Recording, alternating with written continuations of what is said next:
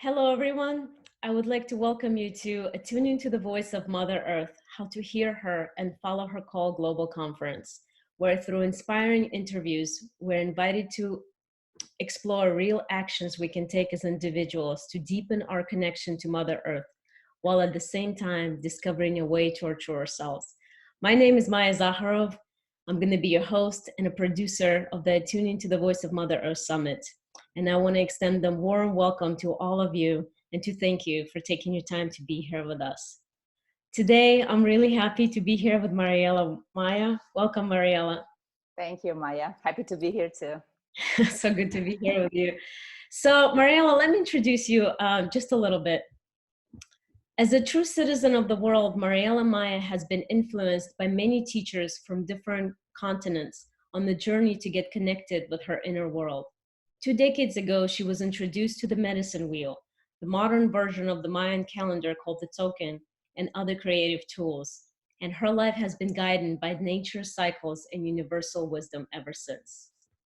Mariela's business career with the United Nations and in global logistics took her all around the world, where she was constantly being exposed to new cultures and alternative ways of living. After 21 years of combining spirituality with her work in the corporate world, she finally decided to devote all of her time to sharing and teaching practices for conscious living and guiding others in creating a meaningful and purposeful life. In addition to private sessions, workshops, and ceremonies, Mariela leads trips to sacred places, facilitating connection with oneself, the land, and ancestral traditions. Her practice is based on bridging the worlds by integrating different modalities and offering experiences for inspiration and creativity. So Mariela, your topic for today is Pachamama and me. And I really, really love this topic. So I just want to ask you why you chose it and what does it mean to you? Well, first of all, I'm super excited to be part of this summit in these times of convoluted coronavirus and everything that is happening in the earth. So thank you so much for putting it together. It's really exciting, and for all our listeners for joining us today. And when I was connecting with Taito for the interview, I realized that most of the people live very disconnected from the earth. When we talk about Mother Earth, it's not a mother, it's a something that is there, and I'm here. And if we see how people live in those little villages, when we go to those places that are more remote and that they really keep the traditions, the rituals, the ceremonies alive, the way of honoring the earth, it has been like this for thousands of years, since industrialization and all the modern society, and we disconnected from our roots. So Pachamama is a being. I'm going to go more in depth in a little bit down the road. And the more we realize that we are one with it, that we are nature, the easier it becomes to comprehend what it means, and the more meaningful and beautiful our life becomes. I was volunteered 20 years ago, 2000, so exactly 20 years ago. I was a volunteer in an NGO that we helped, where we helped indigenous communities all over the Americas. This was based in Argentina, with self-sustained projects. And once a year we had an event, a cultural event, where we invited different people, indigenous people, and people related to native topics from universities, embassies. US was part of it as well. It was all the Americas, from north to south. And there was one guy, he was from the Koya community in the north of Argentina. Mamani was his name. I remember his words like it was yesterday. He really touched my heart. He said, if you ask a child in the Western world, in the modern environment, lifestyle, society, to draw himself, herself, and the earth, I prepared myself before. This is how the drawing will be. I don't know if you can see it. Oh, absolutely. So you have the person, the child, and the earth. If you ask the same question to a child in an indigenous community, a native child, to make the same drawing, this is how it will look. That's so nice. So it's a huge difference of cosmovision. It's a huge difference of how we experience reality. In the first case, this is us in this urban society. We feel that we're above the earth. We're on top of it. We're disconnected from it. We're not part of it. And that comes a sense of superiority as well, that we're in charge, we're in control. And now this coronavirus and many others that we had along the way remind us that Pachamama is the boss. So in this case, it's very, very clear that we are in it and it is in us. So this circle that we can call web of life is all that is. And in this way, when we can have this comprehension that we're part of the whole, we can see life as this big, beautiful tapestry. We're just a thread of it. So this is why I chose the title of Pachamama in me. It's not and, that it's there and I'm here. We're one. So it's a sense of unity. Wonderful. Thank you. Well, you kind of just began by telling us how you started on the journey. Can you like share a little more? Well, I originally was born in Argentina, and I grew up in Brazil. I moved to Brazil when I was very little, and we lived in it was not jungle, but it was jungle-like. Very green. Pachamama was like abundant. And I was very, very connected to the earth, to the birds, to the animals. We had a bunch of pets at home as well, many dogs and rabbits and whatever, a lot of things. And I grew up in a very, very, very deep, pure, clear connection with Pachamama, with Mother Earth. And then growing up, and you have to study, you have to go to university, you have to have I followed the path of parents, society, what is expected. And I went to university for many years, doing a bachelor's degree and then a master's degree, and then teaching in university and postgraduate, studying and working and traveling and being in the corporate environment that is very absorbing. I got caught by the system. And I felt not a disconnect completely, but kind of that relationship that I had with Pachamama that was so strong and so beautiful growing up, becoming an adult and entering in this hectic life phase, that connection became weaker. So when I finished my master's degree, that was in 1999, I was sitting with a friend of mine, we're having lunch, and I was sharing with her that I had everything I wanted. I was in that moment 29 years old. So yeah, I'm turning 50 this year. And I lived in a beautiful house. I had a great husband. I had an incredible job. Everything was in appearance perfect in my life. And I was so unhappy and I couldn't explain why. It didn't make any sense. So I was sharing with her, just friend to friend. And she said, okay, so do this. And she gave me a napkin. She wrote a name. She put a phone number, said, call her and tell her exactly what you're telling me. I'm like, okay. And then I really see, and Patricia, okay, so who is Patricia? What does she do? Doesn't matter, call her. Okay. So I called Patricia. I trusted my friend. I had the first session with her. It was just after work on a Friday. And I came, makeup and very suit-like, high heels and very corporate. And I explained to Patricia and this, and she said, okay, so what's the problem if you have a perfect life? I'm like, well, I don't cry. I don't feel sick. I don't feel sad. I'm going to be 30 years old.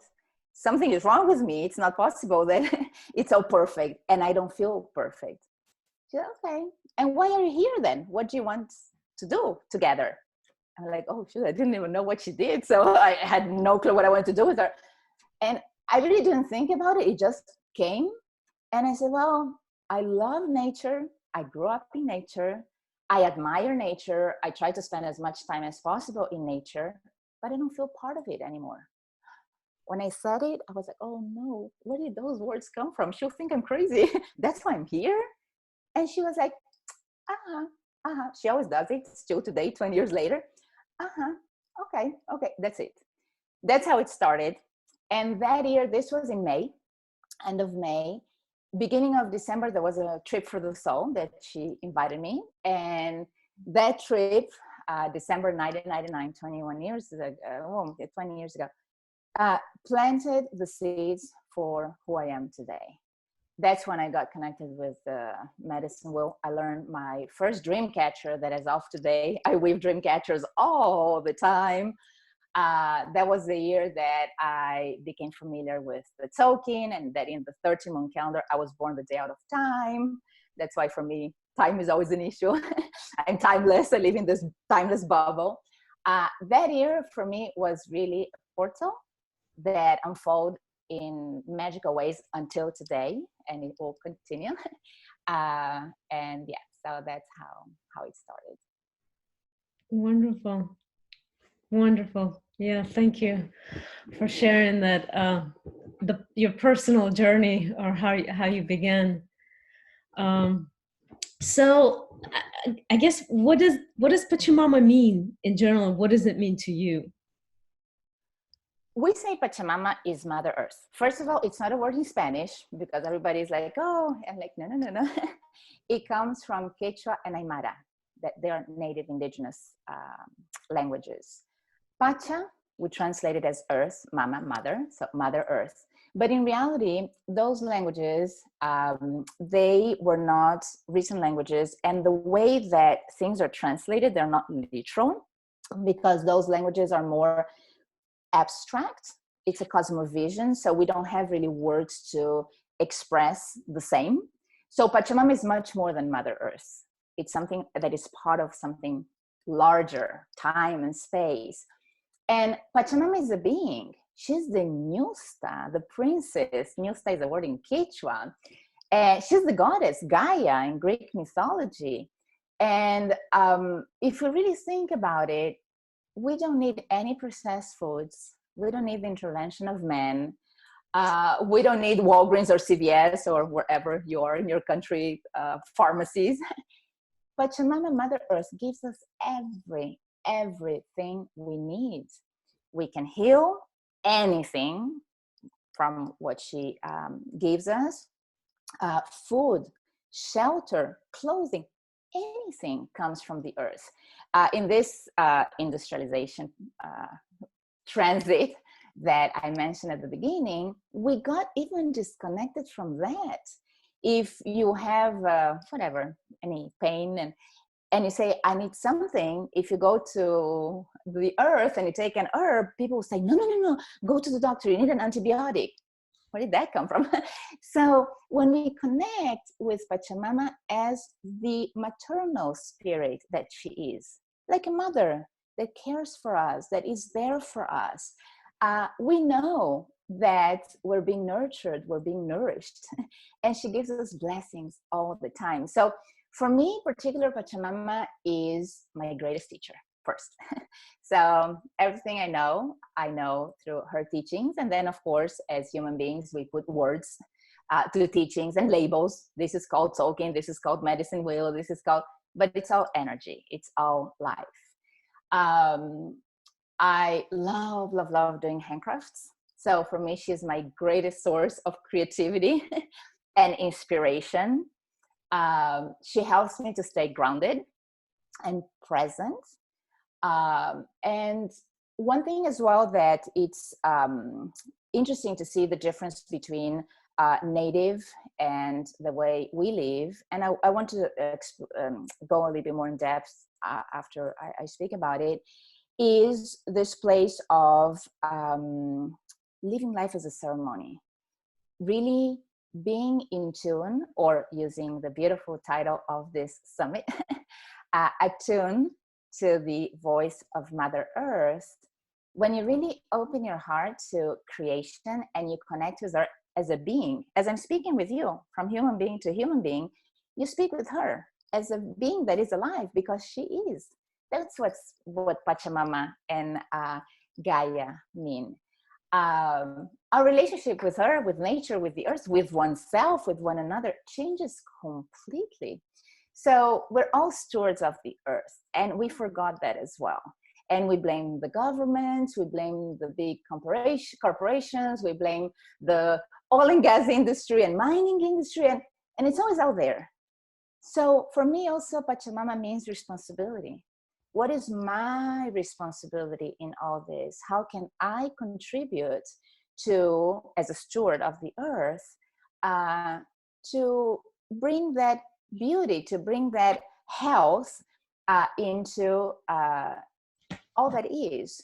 So I am looking there. I live in a very, very magical place that I want to share as well. In regards to Pachamama and me, in me, I'm looking here to one of the main vortexes of Sedona. And I looked twice because a coyote passed by. We've had a lot of rain lately, which is not normal for this time of the year. And we have a wash very close, like a couple of houses from here. So the animals cannot go there because it's full of water. So they're using our house, our driveway where the car comes up the house. So we see javelinas and coyotes and a bunch of interesting wildlife. So as we speak, I'm looking, I'm like, okay, which is also part of Pachamama means to me. I was talking about Sedona. We try to be outdoors as much as possible, as time allows. And going hiking, for me, is an incredible way of connection. We see a lot of people jogging and mountain biking, and you can see that they're having a great, great time. And of course, it's a great exercise, physical exercise. But the type of connection that I'm talking about is not that. Because when we exercise, when we go hiking as something that is more physical than anything else, we cannot connect. It's a different type of connection. It's beautiful and I recommend it to everybody. But the type of connection that I'm talking about is much, much deeper than that. And for that, stillness is needed. Here in Sedona, we're blessed to have hummingbirds the whole year round.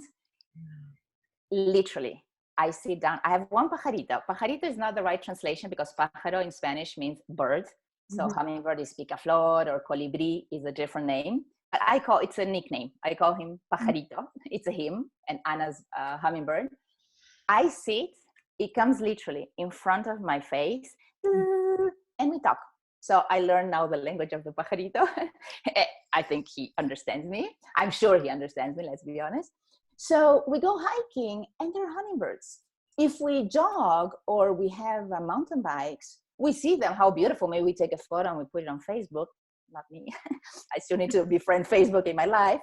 But if you stop and you see it, I bought a handheld feeder and we put it out there.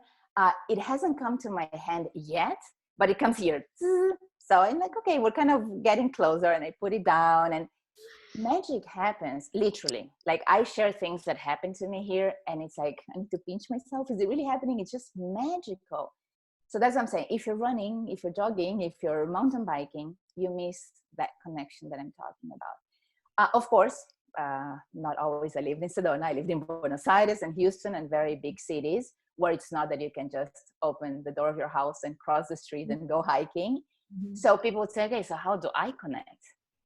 Any city in the world, unless you're in the middle of the desert, that it's an amazing way, by the way, to connect with Pachamama, has a park, has one tree, has a little bit of grass. Maybe you have it behind your house, you have a backyard. So make sure that you allow yourself the gift, you give yourself the time to get in tune, to get in communion with Pachamama, with Mother Earth. Not to be outside and enjoy nature on Earth, but to be it. You can take a nice book, you can take a journal, you can walk. For me, some of the things that I love doing, walk barefoot in the grass, hug a tree, make sure that nobody's watching because they may call 911 or something.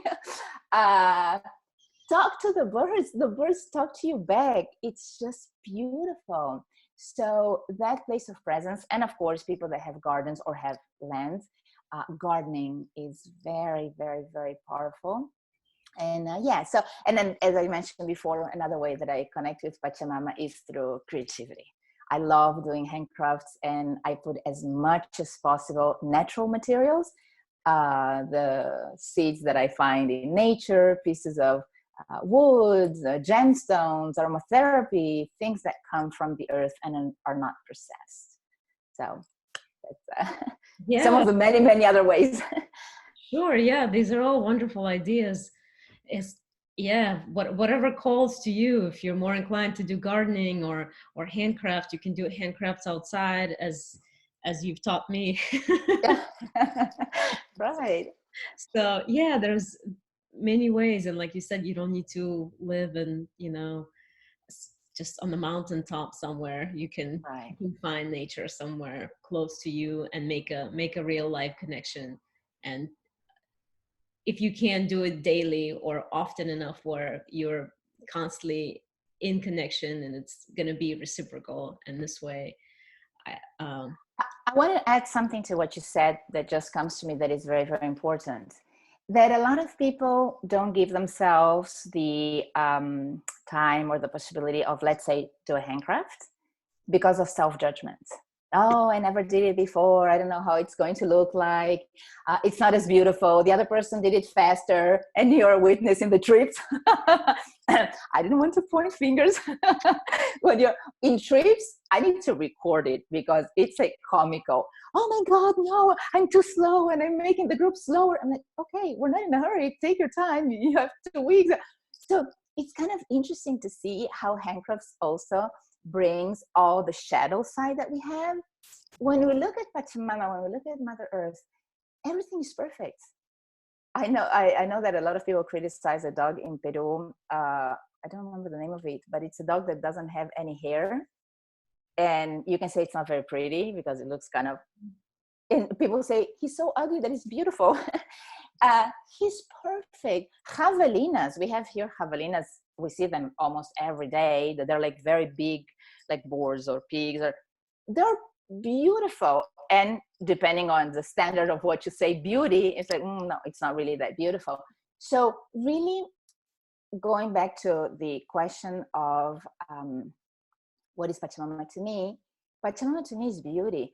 There is something that I love, how you spell earth and how you spell heart. Both have art in it. And for me, Pachamama is the most greatest, most beautiful, most magnificent piece of art.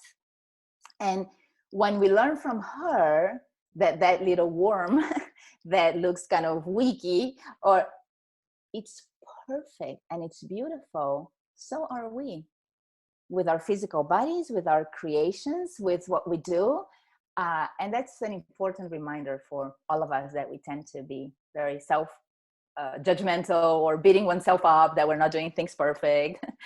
So Yeah, that's definitely a big part of um why handcraft could bring out the shadow sides. And also it's of course it's part of, how we grew up, like being judged constantly about right, how, on all sorts of artwork, or even especially, like, I just want to say, like, especially I would say for me personally, it's like, I guess growing up and, Ukraine, like way back, and I think part of myself as a woman was being judged, and it was specifically in school. There was specific uh, subject called like labor or women labor, and we had to make ourselves little apron, and we had to cook, and and it was just so much pressure. And really I felt like I was being judged as a person by how my craft came out, or how I knitted, or how I made an apron, or God forbid I made one mistake in the stitch. I think it's childhood trauma it is right. showing up, but which is ridiculous. Art, is for us to enjoy, is to connect, like you said. Just, you have a definitely different way of looking at it than let's say how I grew up. So it's, in fact, it's the opposite. It's liberating rather than restrictive, and judgmental. And So that's also one of the main teachings of Mother Earth. We all had that criticism, me too, big time. So it's not that I grew up in a very loving spiritual environment. My family was zero spiritual. They saw me talking to the tree and they were like, we need a psychologist for children. Something is wrong with her. So the deprogramming, there is a wonderful author, Don Miguel Ruiz. I don't know if you're familiar with the Four Agreements, and he has many other beautiful books as well. But one of the things that he talks about is the domestication. We were all domesticated. And as we grow up, the way I like to say it, it's not about learning new things, but unlearning what no longer serves us. So in that regards, Pachamama is the best psychologist or therapist or a helper or mother to really release all those judgments. I want to share later a little bit of practices and things that we can do with her, but it's coming to this conversation that came through handcraft, so I want to share it now. We can talk to her, as I said before, as you and I were talking, and she listens. And the more we give her what is painful, those self-limiting beliefs, those limitations, those blockages that we have that are really impeding us from manifesting, from creating, the source of creation. We're creatives and creators. And if we are constantly judging ourselves, we're blocking that flow of life. We're blocking that energy, that call, that impulse that we have to create art with earth and heart. So yeah, so give her your worries, your pains, your judgments, things that we've been carrying from our lineage, from our ancestors, and ask her to help you transform all that. So you can befriend because art is soul creation, soul expression. So our ego can move aside a little bit and the soul can say, oh, thank you, I can expand now, I can play. So. definitely. So I can see different ways, just one of them through what you described, through art expression, that how Mother Earth or Pachamama can heal us. But how can we help her or heal her by healing ourselves? Oh, so many ways. First, I want to say one more thing that you were saying about art, and it came to me. Cooking is art. The more you do that consciously and you use as many natural products, plant-based, as possible, that's one way to have a lot of fun, to be creative, to eat something super tasty, and to help her. Because the food industry is also one of the big issues of why we are as we are at the moment as humanity. So going back to your question, for us, it's very easy to see the material, the practical aspects of how we can help to heal the earth. The earth really doesn't need to be healed, just how to help her to be herself without all the pollution and all the stuff that we've been bringing and harming throughout the years. So we can say avoid the consumption of plastic, be mindful of the consumption of water, try to recycle and reuse as much as possible, try to avoid eating meat, or if you like to eat meat, that it needs to be grass-fed, pastured, all the things that we know. So we can go on and on and on. We are all aware of the ways we can help to heal the situation that we've created in our beautiful planet. The fact that we do it or not, that's a different story, because many times we know perfectly what we need to do, but we don't do it, right? Mm-hmm. So the thing is that there's another aspect that is as important as the material aspect, as not throwing a bottle of plastic out there, and it's the energy aspect. That a lot of people are not familiar with it. A lot of people are familiar but ignore it. A lot of people deny it, neglect it. And the way that we can heal ourselves by taking care of our own energy is an awesome way as well to help the earth.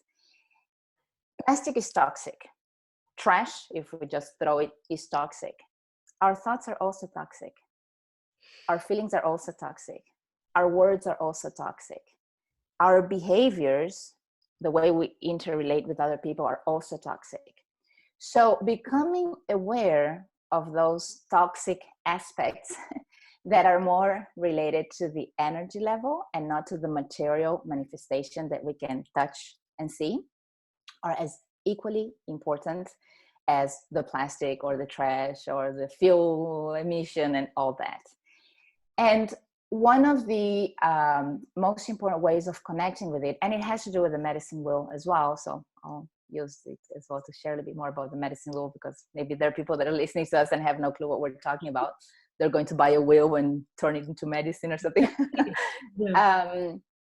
Body, mind, heart, and soul. We're all of it. We're not only body. It's not only physical. So we have aspects of creation, aspects of manifestation, and aspects of healing. Healing our body on a physical level, healing our mind on a mental level, healing our heart on an emotional level, and healing our connection with all that is on a soul spiritual level. So the more balanced we are in taking care of our body, mind, and soul, the easier it is to send that clear signal of coherence. Because we say one thing, we feel something else, we think something else, we act totally different. So there is a lot of incongruence in our sources of creation, and we don't feel healthy. When that happens, our vibrations, low vibrations are fear, anxiety, frustration. We're just not happy, and we have a very reactive, like react more than act, more than being proactive. So as we lower our own vibrations, the whole frequency, or the frequency of the whole, goes down. And that has a lot to do with the coronavirus and all that people are kind of freaking out, and there's a little paranoia going on. And like, no, this is the most wonderful opportunity to go back to oneself, to the earth, to question ourselves. Who am I? What am I here for? I thought that my life was to be on an airplane and go to meetings in Europe and Middle East and Asia. That was my previous life before I let go of the corporate world. If today I would have been in that environment, my life would have been like, what do I do now? Every week I was in a different continent. So for a lot of people, it's really, really, really an obligation, like a huge pause, and to question oneself. So going back to the medicine wheel, as I said at the beginning, we are nature. Nature is us, that circle. I have it here. The circle that we are in it, Pachamama in me. Mm-hmm. And that's a song actually that I learned when I went to Mendoza, to my first trip for the soul in Argentina. Earth is my body. Earth, I can touch. Mm-hmm. Water is my blood. Mm-hmm. So emotions. Air is my breath. And fire, my spirit. So I'll sing it for a second. So we touch our body. Earth is my body, water my blood, air is my breath, and fire my spirit. That ignition that we have, that spark that keeps us going. So going back to the medicine wheel, it's a physical representation of the four bodies, the four levels of creation, the four elements: earth, water, air, fire. Native American here in the US, First Nations in Canada, use it as a physical representation in the garden. Like it's stones, rocks, that it's a circle divided in four parts that represent the four directions. And then in each direction, you connect with some elements. They're all over the place, because if you're in the South, in South America, or in the North, You look up and for you it's winter. You look down. So it really depends where you are in the world. Here in the US, some native tribes see the coyote as an animal totem. Where I grew up, there were no coyotes. So they see other animals, condor in the south, eagle in the north. So each quadrant of the medicine wheel will have different animals, different ways of placing the elements, however you see it, but they all say exactly the same in spite of the differences. Mm-hmm. So reconnecting with the elements are nature, Pachamama, that's what it is. We're reconnecting with oneself, and we can see that we're made of the same elements. So bringing in the medicine wheel as a way of healing ourselves, as a way of consciously connecting with the elements of nature, is a way also of helping this craziness that we're experiencing as humanity on this planet. And in this regards, I want to say something very, very important, because it's also a huge thing of the times that we're living in. It's not about nationality. It doesn't matter what your passport says. It doesn't matter the color of your skin. It doesn't matter the colors of your eyes. There's a lot of nationalism at the moment all over the world, or the rich against the poor, the people that live. Right now, we're in a critical moment of a crossroads for humanity.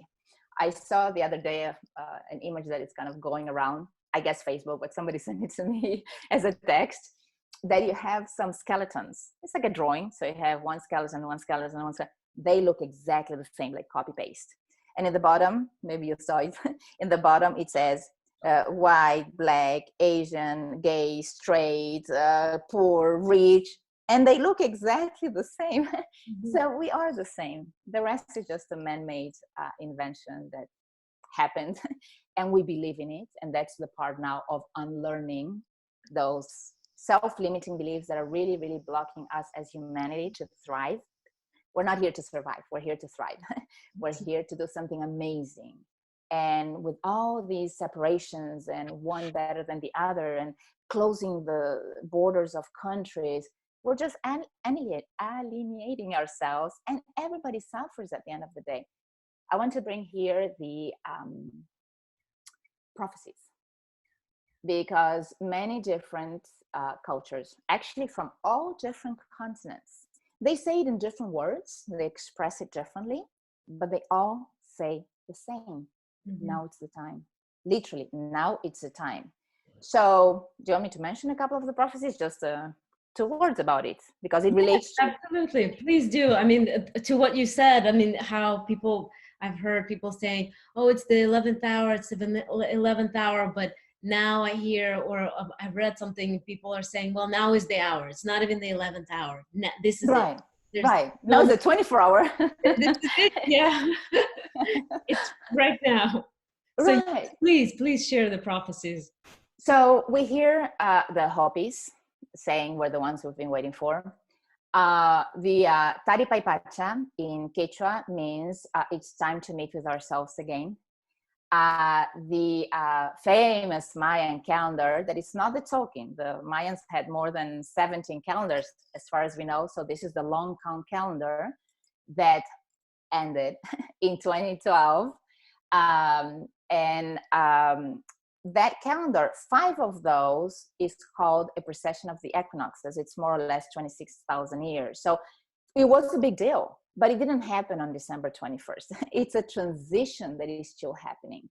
The transition from age of Pisces to age of Aquarius. Nobody says, yeah, January 1st, 2021. No, it's a transition. And that's the linear time that we're so stuck in, that things are past, present, future. When you enter into this, you enter into the cycle, a cyclical time. Things happen and unfold as transitions. It's not that it happens in one day. Mm-hmm. So all of them, they say that now it's a time to go back to self. Now it's a time to enhance that relationship that we have with life, to remember who we truly are, what we're here for. And there's a beautiful concept in Andean cosmovision. It's a word in Quechua, Pachacuti. Pachacuti means upside down. And it happens every 500 years. So 500 years ago, it happened. With all the colonization and what happened to the native people of the land and so on. So now we're transiting at Pachacuti. Everything seems to be upside down, too messy, too chaotic. For some people, it feels like the end of the world, when in reality, it's an awesome opportunity of rebirth. And that's also what all the prophecies are saying, that we're going through this moment. Any birth is chaotic because something is changing, shifting into something big. And we've done so much damage. We've hurt so much, the earth, ourselves, humanity, our sacred relationships with each other, that this is a tough process, in case we haven't noticed. And there are two more prophecies. One of them that I love because it really explains it all and encompasses all the other prophecies. The prophecy of the condor and the eagle. The condor of the south, the eagle of the north. The condor, in proportion, is way bigger than the eagle, but the head is smaller. The eagle, in proportion, is smaller in size, but the head is bigger. So it's an archetype, a representation. In the south, this big body to hold this big heart, but not that developed as technology, industrialization. There's a huge connection with Pachamama, being attuned to the voice of Mother Earth. And in the north, things are more modern and evolved, industrialized, and technology. So the mind is very strong, but the heart closes. So now it's the time when the condor and the eagle start flying together. Actually, physically as well. There are projects in South America where they release the condor and it starts. So it's not only metaphorical and as an archetype, but it's happening in nature as well. And as a representation for all of us, as a way to encompass all the prophecies, mind by itself is not good. Look around. Look at what's happening to the world. Heart by itself is also not good. Because if we're meditating, Pachamama, love and light, but we cannot pay our bills at the end of the month and we cannot operate in the 3D world, now it's time to bridge mind and heart. Now it's time symbolically for the condor and the ego to fly together. So that's one of the ways of encompassing or bringing together all the prophecies. Another one that I love, and coronavirus is the perfect representation of that, the return of the divine feminine. The goddess, Gaia, Pachamama, they're goddesses, or Nyusta, the princess. It's a being. The fact that we cannot continue go, as I told you before we started the interview, I just had to cancel 2 trips. One of them, big trip to South America that I had things laid down for over a month, one day, and now the country closed the door, so I cannot travel. So the go, and the business and the mind and the stopped. So being in this pause, as if the world came to a halt, is that opportunity to go back to the heart. If we want to, it's a choice. Now, crying and being depressed the whole day is also being in the heart, in the shadow side. So it's always going back to the heart. But really question ourselves. So what now? And the divine goddess, the divine feminine energy, has nothing to do with being a woman or with the feminism and the Me Too. That's huge in itself. And I'm very happy to see that that's happening, that women, we can voice our anger, our fear. So what's happening is amazing. But the divine goddess as an archetype, as energy, has nothing to do with that. It's genderless. Men, women alike. Going back to the heart, going back to the flow of life, allowing oneself to feel all of our feelings without blocking anything. And in this place of beingness and not doingness is the only way to truly attune to the voice of Pachamama. Because as I said before, joking with the people that come jogging or mountain biking here in Sedona, if we're all the time go, go, go, go, go, go, we cannot attune into anything, because we're in this hectic wheel where we cannot stop of the busyness. So yeah, these prophetic times, our ancestors knew what they were talking about. We're living it. And in many cases, not by choice, but because they have no choice and they cannot take the next airplane, but now they can choose. If they feel victims of the circumstances, if they suffer because of it, if they get totally angry, or they use it as the most wonderful opportunity to reconnect with themselves first, with their friends, with their family, with their children. They have more time now for that. Lots of people are working from home and things like that. So it is the divine energy that is helping us to be a little bit more than only do. So. Sure, yeah, 100%. I mean, it's pretty obvious by now, and like you said, everyone has a choice. You can be mad, or you can spend, even if you're home all day, let's say, or you can spend your day on the internet and on social media, and being angry and being caught up and counting the numbers. Or you can go for a walk outside. Outside's not closed. It didn't close its borders to us, so we can do all that. So yes, there's ways of connecting with Mother Earth are just limitless, and she's so kind to offer us whatever it is that speaks to us, that calls us to how we choose to connect with her. So I wanted to ask you, like, if you could talk about the role of ceremony and ritual in this context, like in the connection context. When you go to those little villages in the middle of nowhere, native people of the land that haven't been yet influenced by modern society, for them, life is a ceremony. Whatever they do, 24/7, every millisecond is a ritual, is a ceremony. We lost that big time. So Mother Earth, our ancestors, as I said at the beginning of this interview, they honored her in a way of reverence. It was very, very sacred. All of our ancestors, it doesn't matter which part of the globe we come from. So going back to that beautiful way of acknowledging all that she gives us, that's the power of ceremony. That's the power of ritual. When we hear the word ritual, and that's something that makes me really laugh. When I left the corporate world, and what I did was related to oil and gas, mining, power generation, indirectly in this global logistics. So I was in very, very particular environments, and I was there for a reason, and I'm happy I was. But seeing those people so disconnected from all this that we're talking about, and I'm inviting them to listen to this interview. So hopefully they're listening to me right now. Yes, hi. It's funny because when I told them, when I was quitting my job, I said, so what are you going to do? And I told them the Mayan calendar and the medicine wheel and trips for the soul to sacred places. And they looked at me like, that's woo-woo. Or as I like to say in Spanish, doo-doo-doo, like abracadabra. And that's an idea that people have about it. If you talk about ritual, about ceremony, people are like, oh, okay, you're into the new age stuff.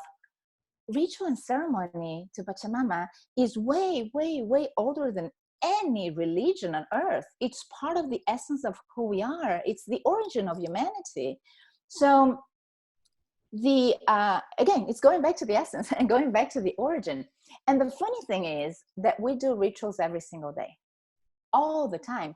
Rituals of rites of passage, when a baby's born, when people get married, exchanging vows, when somebody dies, doing a funeral.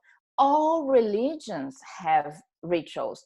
A baptism, bar mitzvah,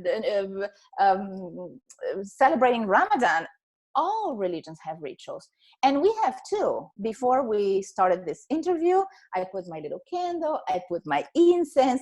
I have here, this is just water, a water spray, that with all this rain, the creeks and everything is like overflowing. So I'm going to put a little bit here. So I spray to all of us here to the microphone. So this is just water from rain that has been going around the vortex of Sedona energy. This is a ritual. I always have my misa. You remember the misa? My medicine bundle. I always have it with me. It travels with me everywhere. This is a ritual to connect with the energy. So sports, always, you see sometimes that they do something with their hands and with their elbows, and they have a little dance, a little ritual before the sport starts. So we're very ritualistic as human beings, but for some reason we took that ritual, that ceremony, out of context when it comes to Pachamama. And that's the contradiction, because that's where ritual was born. Yeah. So I always give the same example because for me it's the easiest to understand. Do you take a shower? Of course, who doesn't? Every single person takes a shower. Why do we take a shower? To clean our body, our sweat, to refresh ourselves, to feel lighter. Material, body, earth. What happens if when we're taking a shower, we connect with Yakumama Mama Uno in Quechua, Mother Waters, to cleanse our heart, to cleanse our pain, to wash away our hurts? We're taking a shower anyway. It's not that we need to.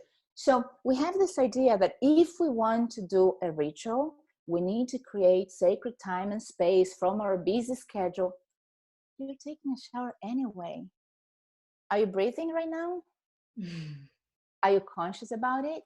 If you just, when you wake up in the morning, take 3 deep breaths and like really you bring the air and expand your belly and release, just 3. That's a ritual. If you're stressed out, if you're angry, if you're sad, and you breathe consciously, just 3 deep breaths, the energy shifts. So bringing in those little rituals that we can all do 24/7, because we breathe anyway, we take a shower anyway, we eat anyway. What happens, see like the face of our little friend here, when you cook, you do with a tomato a mouse and you put some whatever, olives, or if you like almonds, and you do eyes, and with the carrot, you do a little nose. And when you're going to eat, you have a happy face, a smiley, an emoji. See, we're so much, I love emojis. I use emojis all the time. So we can have an emoji in our plate. We're eating anyway. It's not taking any time. When we cut the tomato, we just take 1 slice. It becomes a ritual and creativity. So we're merging. Creativity is ritualistic and rituals are creative. So there are other types of ceremonies that are a little bit more, they can be elaborated or not. Let's say celebrating cycles as an equinox, as a solstice. It's beautiful to do that with others, because in a sacred circle, it's very enriching energetically, and also what happens and the sharing and so on. So celebrating the seasons, celebrating the moon, the phases of the moon. Some people celebrate the 4 phases of the moon. I like to celebrate full moon, when things are full and complete and it's time to give closure, to move to something else.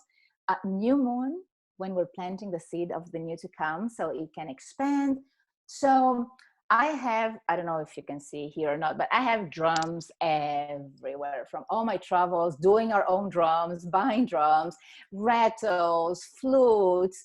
So bringing the sacred sound in daily before the ceremony. I played my drum just to connect with the beat of Pachamama, to connect with the pulse, to connect with the heart. That's what ritual and ceremony means to me. It's exactly the opposite of tururu. For me, tururu is Facebook. That I open Facebook and I see somebody ate an omelette, somebody that I don't know. They just like me because they want to see what the Mayan calendar or the token is about.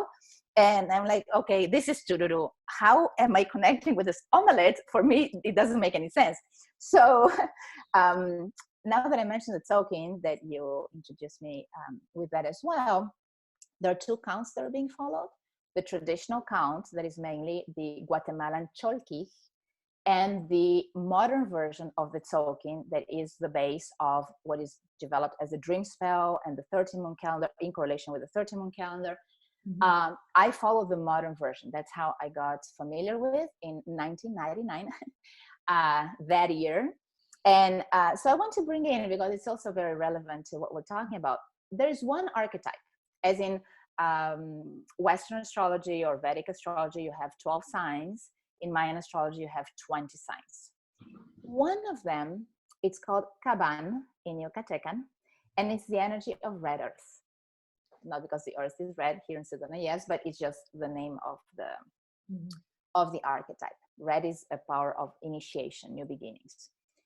And red earth is the archetype of presence, of being present, of being grounded, of being here and now. And as I said before, that's the only way to attune with Pachamama, not the go, go, go. When we do that, when we're present, when we are aligned in this moment with oneself, with our essence, with nature, with the earth, with our beautiful planet, synchronicities happen. Synchronicities happen all the time, but we're too busy to see them. We're too busy to acknowledge them. And we're like, oh, what a coincidence. It's not a coincidence. It's a beautiful orchestrated plan behind the scenes. So the more present we are, the easier it is for us to acknowledge synchronicities. And synchronicities is the language of Pachamama, the symbolic language of Pachamama. Animals crossing your path, a beautiful rainbow, or sometimes double rainbow. When I'm really, really in tune, I remember last year, beginning of the year, January 1st, it was the energy for the entire year for everybody, the Gregorian year. It was my energy of birth in the token, yellow electric star. So everybody was yellow electric star as 2019. So we went for a walk after a lot of snow. Everything was white. The sky was totally blue. The trees were totally green. You know how the sun and the snow exaggerate vibrant colors. And we went for a hike. And I was so in tune with beauty, with creation, with love, with gratitude, that I saw heart-shaped stones. So many. I started taking photos and I shared some in my newsletter, but there were so many that I stopped taking photos. I stopped touching them. It was ridiculous. That's also a way for Mother Earth to speak with us. It's also a way to attune to the voice of Mother Earth, to pay attention to that symbolism. Mother Earth speaks to us in symbolic ways, and acknowledge them. So, yes. Nice. Very, very, very true. Very, very good. Yeah. Her presence just don't stop. No. Yeah, I'm just really, we're so spoiled rotten, really. Like you said, like you mentioned, everything we have, from our breath to the blood in our veins, to the water we drink, to the showers we take, to the land we walk, to the food we eat, to the clothes in our bodies. We are inside of her, just like that picture you showed. We really are. It's just a matter of acknowledging it or not. So you have a wonderful gift to our audience in the forms of ideas of making an offering to Pachamama to thank her for everything that she gives to us. Would you want to say a few words about that? Absolutely. So, as you well said, we get. And all the blessings, not only the physical things that are good for our survival, but all the inspiration, all the creativity, all that holding us. So an offering is a way of giving back. A lot of times we do a ritual or a ceremony to ask. I need a new job. I need to make sure that the airplanes sooner or later come back because I have too many commitments overseas and I need to go for it. So we're all the time asking, We can also do an offering just for giving, just for expressing our true gratitude. We receive blessings, we give blessings away. The concept that I love most in Quechua is called Aini. Aini is the principle of reciprocity. As we give, we receive. As we receive, we give. The more we give, the more we receive. The more we receive, the more we give. So going back to the ritual, going back to the ceremony, going back to the symbol and to the creativity all together, an offering is a very beautiful, creative, ritualistic, natural, symbolic way of saying thank you. So many of these communities, let's say in the Andean world, before they eat, they give a little bit to Mother Earth. Because before they have their nice glass of wine, they give a little bit to Mother Earth, or water or tea or anything. So that's a simple way that we can give back. The earth, water, air, and fire, we can give back on all levels all the time. And there are other ways that are a little bit more elaborated. And again, we bring our creativity in when we can create an offering. We can create something beautiful to give her back. She's so beautiful. She infuses us with beauty all the time. Why not creating something beautiful back to her? There is a beautiful practice in the Indian world that is called despacho. Despacho comes from the verb despachar, which means to dispatch. So we create a bundle, we create a mandala, a circle that has different layers, different components, and we give it to her. We can bury it, we can burn it, and we're dispatching our intentions.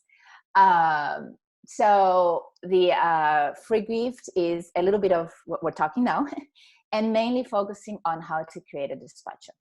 You can do an end in despacho. In my case, many, many years ago, I was initiated by the Queros, the descendants of the Incas, to do like the formal despacho. It's totally not necessary. You just start playing and bringing in elements that you connect with, and you just do a beautiful creation and a piece of art. That's a despacho. For me, one thing that is very, very, very important, and unfortunately, even native people in those areas are not that much respecting it anymore, because now you can buy bundles to make despacho, so you can buy all the ingredients. So let's say in Cusco, in the market, they sell you the bundle to do it. And inside there are some things that are not that healthy. They have all those candies that have all the fluorescent colors, that it's pure chemical. And even the medicine men and medicine women are using that. I'm like, no. So be mindful of what you put in your creation. That whatever you put, I always make the joke, but it's not a joke. When I put together my components for the despacho, I'm like, this chocolate is for me, this chocolate is for Pachamama, this yummy. So it's healthy and it's tasty. So I share with Pachamama as I'm putting the bundle together, and I take a few for me as well. Make sure that whatever you give Pachamama is something that you would put in your mouth. I wouldn't eat plastic. Don't put any bead that is plastic. So that's what the free gift is about. I'm giving some ideas. I'm giving some steps or for everybody to create their own bundle of gratitude and give it back to the earth as an offering, and sharing our love with her, sharing our beauty, our creativity. Wonderful. Yeah, these are all great and wonderful ideas. So for our audience, if you click below the video, you will see the link to sign up for the free gift for the ideas of how to make a good offering to Pachamama, as a way of just thanking her for sustaining us and giving us everything from the physical to the mental to the emotional, wonderful world, and the synchronicities, as you mentioned. So, Mariela, I'm thinking, do you want to close? Do you want to lead us in a little bit of a meditation toward the end? I would love to. I would love Please. to. So I'm going to invite everybody to close your eyes. If you have anything in your hands, just put it on the table, or if you're sitting on the floor. If you're sitting in a chair, make sure both of your feet are touching, symbolically speaking, Pachamama, or the ground where you are at the moment. If you're laying down, make sure that all the parts of your body are connected to the earth. And I'm going to invite you to take a deep, deep, deep breath in. Take it all the way down to your belly. Feel your belly expanding. And just release. You can release through your mouth, through your nose, whatever is more comfortable to you. One more. And one more.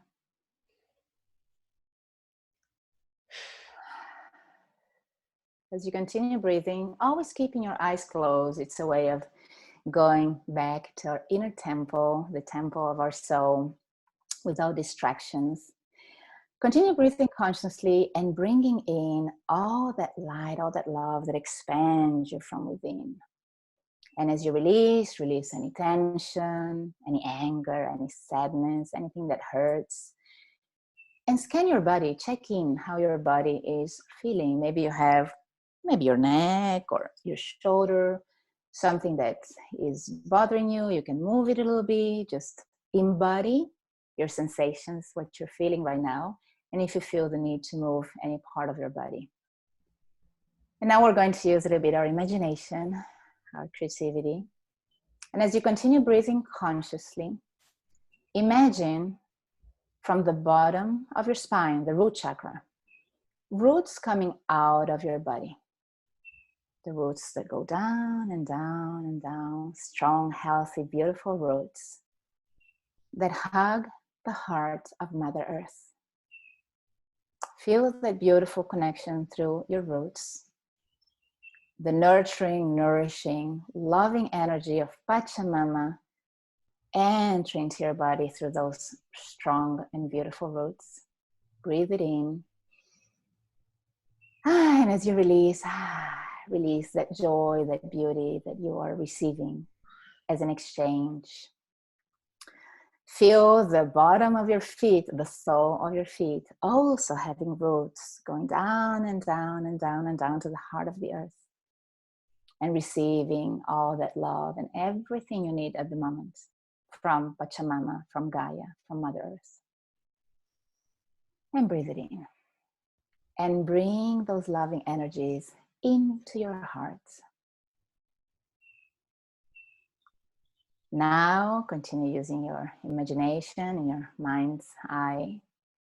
Visualize a cone of light opening from the top of your head. And all the loving energies, all the light, all the beauty from the sky, from the celestial beings, from the little pajaritos, the little hummingbirds, entering through that cone of light. And as you inhale, feel that light, feel that love expanding from within, and give it back. And as you continue inhaling and exhaling, bring that energy into your heart.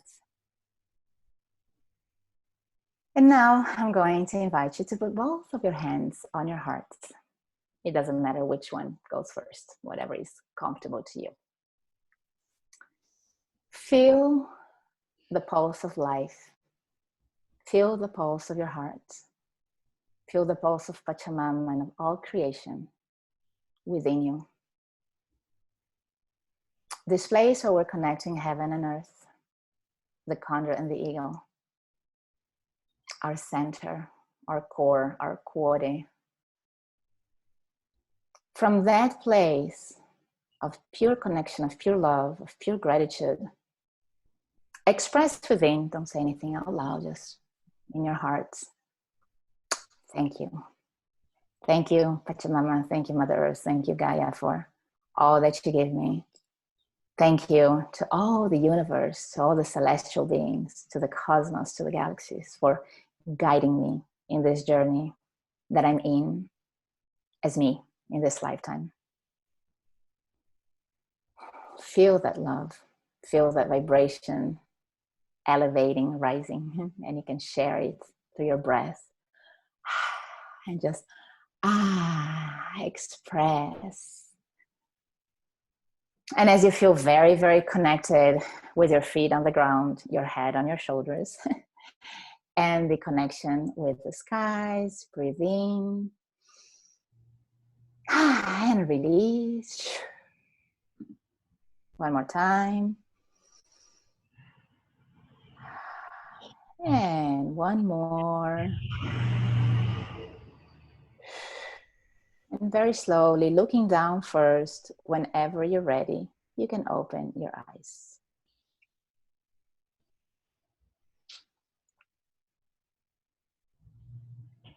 Namaste.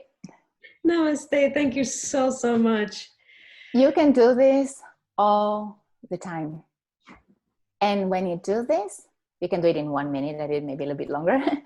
When you do it, you automatically shift your energy and you get in tune or attune to the voice of Mother Earth. I want to say one more thing and I'm closing. This man, Mamani, from this gathering in 2000, 20 years ago, he said one more thing that also touched my heart. He said, we're all gardeners. We're all here all the time planting seeds. Some grow and blossom beautifully, some don't.